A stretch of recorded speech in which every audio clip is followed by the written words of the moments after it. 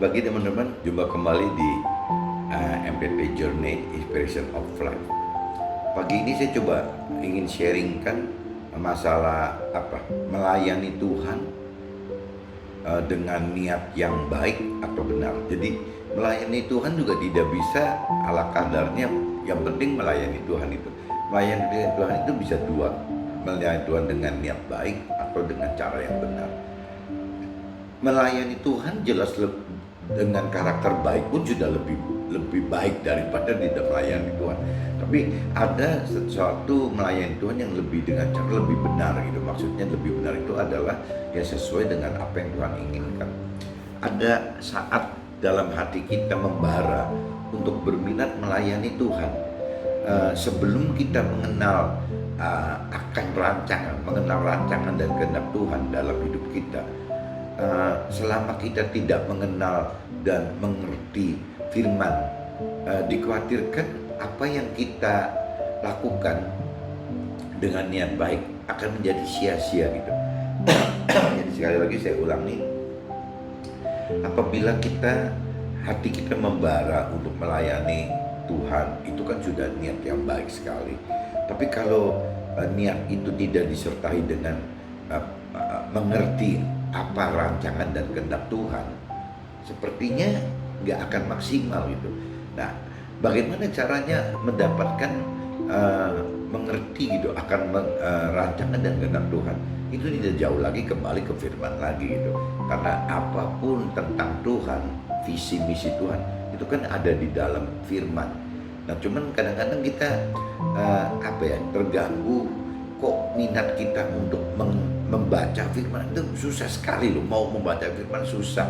Nah, dalam membaca firman, mengenali firman pun susah gitu. Sudah mengenal, udah maksudnya rutin segala macam semua satu kitab suci udah berulang kali kita bolak-balik baca gitu. Itu baru mengenal itu. Nah, belum mengerti. Maksudnya mengerti itu apa gitu. Itu kalau tidak ada pengertian dari Tuhan pun susah. Sudah mengerti pun kalau kita tidak melakukan, untuk melakukan juga satu hal yang sulit lagi gitu. Jadi memang butuh satu, bukan cuma butuh kemauan ya, tapi juga harus mikir bagaimana kita mampu. Nah, mampu itu kalau mau berarti kan kita cari masalah pengenalan akan firman.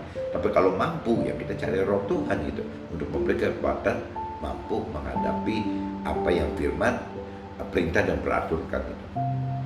Pelayanan menjadi alat Tuhan sesuai kepentingan Tuhan biasanya melingkupi pelayanan yang berbentuk macam-macam gitu. Jadi pelayanan kalau kita benar-benar untuk Tuhan itu kan Tuhan kan butuh tiga-tiganya gerak gitu. Jadi pelayanan yang sifatnya untuk kepentingan tubuh, mungkin ya bentuknya bakti sosial, sembako murah, mungkin juga bisa klinik berjalan atau apalah gitu yang apa yang kita bisa lakukan yang berkaitan dengan kepentingan tubuh gitu.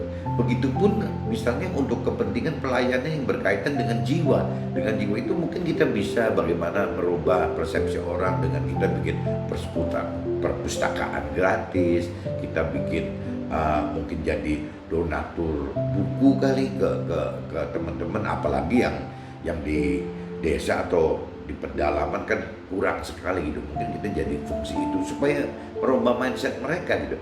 Nah, mungkin juga bisa trauma healing gitu apabila memang satu daerah mengalami hal-hal tertentu sehingga trauma, dan kita bantu dari sisi trauma. Itu semua kan kaitannya dengan jiwa gitu.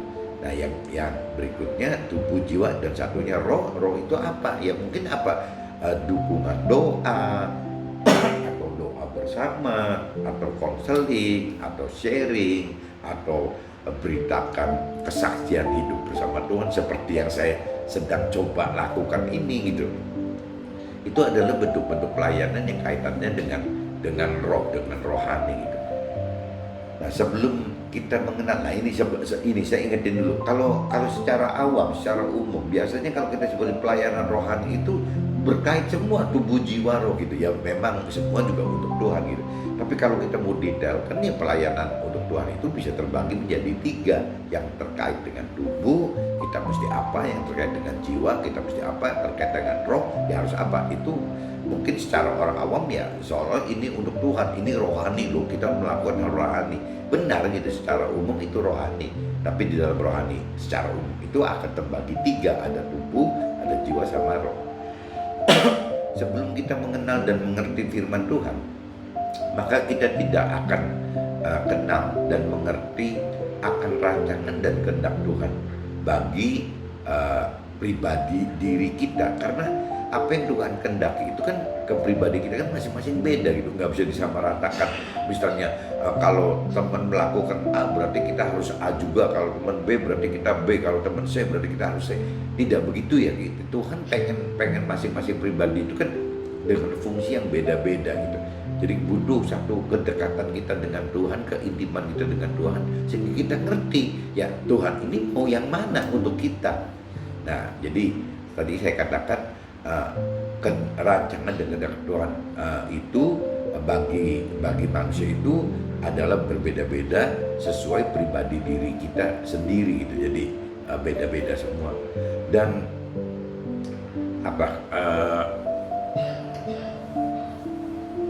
karena apa ya, akan mudah tertuju pada pelayanan yang lebih kelihatan secara mata. Ini maksudnya jadi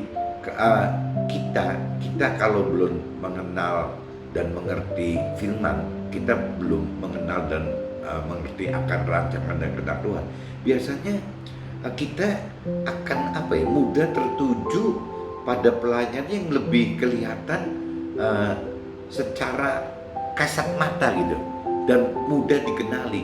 Tidak beda dengan pelayanan orang-orang awam itu yang tidak ngait-ngaitkan Tuhan, yang hanya aktif dengan kehendak sendiri saja tanpa keterkaitan firman Tuhannya gitu.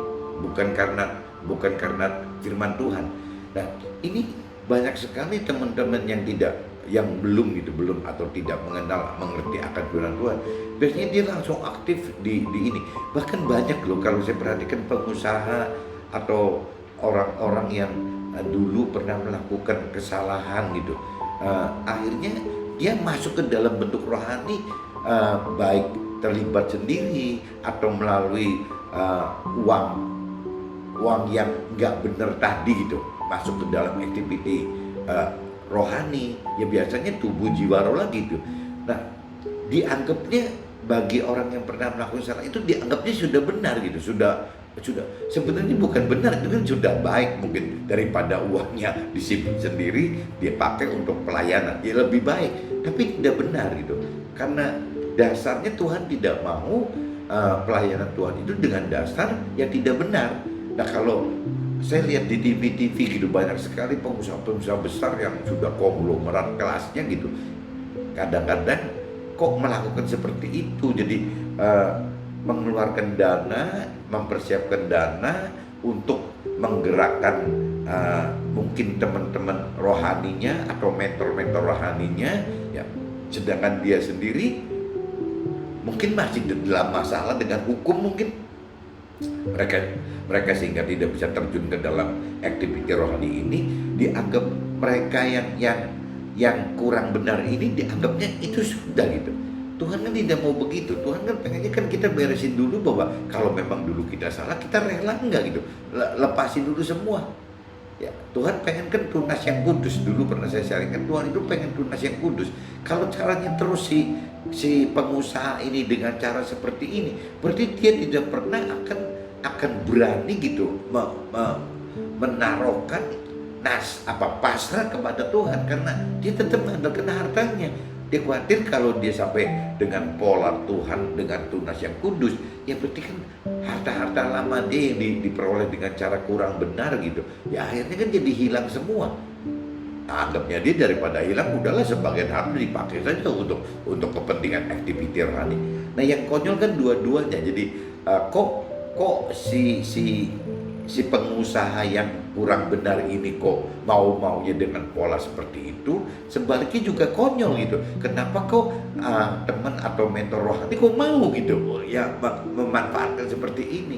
Kecuali kalau dengan rumusan firman, memang di firman juga ada katakan uang perolehan dari orang kurang benar, tidak benar, itu Tuhan bisa pakai bagi orang benar, bisa saja. Jadi akhirnya dana yang diperoleh oleh pengusaha yang kurang benar tadi Tuhan pakai ya untuk diarahkan ke orang-orang yang benar, dia punya niat benar, itu bisa gitu, bukan nggak bisa. Jadi ya tapi kan bagi yang pengusaha yang berbuat tadi kan sia-sia sekali gitu, ngapain gitu.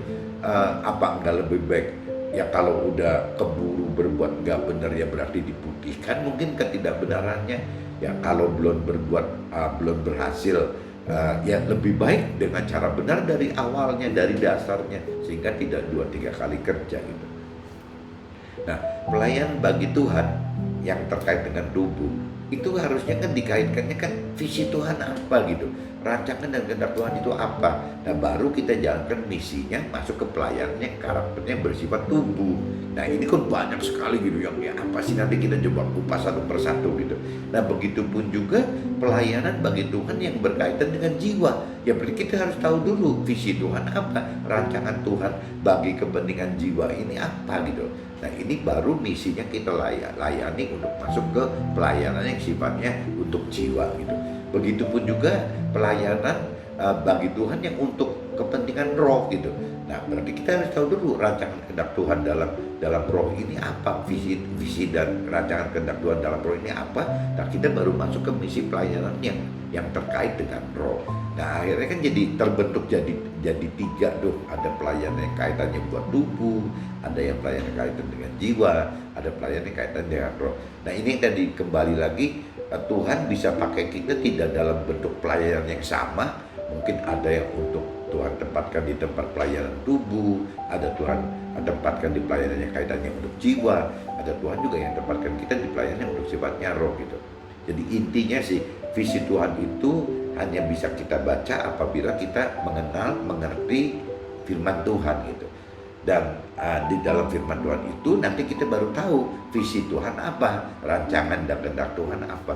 Nah itu maksud saya kalau memang kita melakukan melayani Tuhan dengan sesuai apa yang firman perintah dan peraturkan, itu namanya pelayanan yang benar kalau menurut saya gitu. Tapi kalau pelayanan Tuhan yang dasarnya cuma dari kita sendiri, itu mungkin karakternya cuma baik saja. Seperti tadi saya umpamakan, ada pengusaha konglomerat besar yang dia dapat aset, dapat uang dari cara yang kurang benar, dia tidak berani mempertanggungjawabkan kebenaran tersebut. Dia malah pakai sebagian uang ini untuk kepentingan pelayanan Tuhan. Itu kayaknya pengertian seperti itu salah ya, masih salah. Dan ya kasihan gitu kalau ada teman rohani, ada mentor rohani yang sampai orang berbuat begini kok malah dimanfaatkan, bukannya disadarkan bagaimana pribadi orang itu untuk benar, malah dimanfaatkan gitu. Kembali apabila memang si teman rohani atau mentor rohani digerakkan Tuhan untuk menggunakan uang si yang tidak benar ini, yaitu lain perkara lah, karena memang firman ada katakan seperti itu, uang yang tidak benar pun bisa Tuhan pakai untuk kebenaran gitu. Oke teman-teman, mudah-mudahan sharing pagi ini masalah melayani dengan cara yang baik dan benar itu kayaknya agak beda. Jadi selama kalau kita baik ya lebih bagus daripada tidak gitu, tidak ada pelayanan sama sekali. Tapi kayaknya lebih baik coba kita lebih langsung ke arah benar aja supaya bisa lebih efektif itu, baik untuk kitanya, baik untuk keluarga kita, baik untuk Tuhannya juga akan jauh lebih efektif apabila kita tergerak melayani Tuhan dengan cara yang benar. Oke, mungkin begitu aja teman-teman. See you. Bye-bye.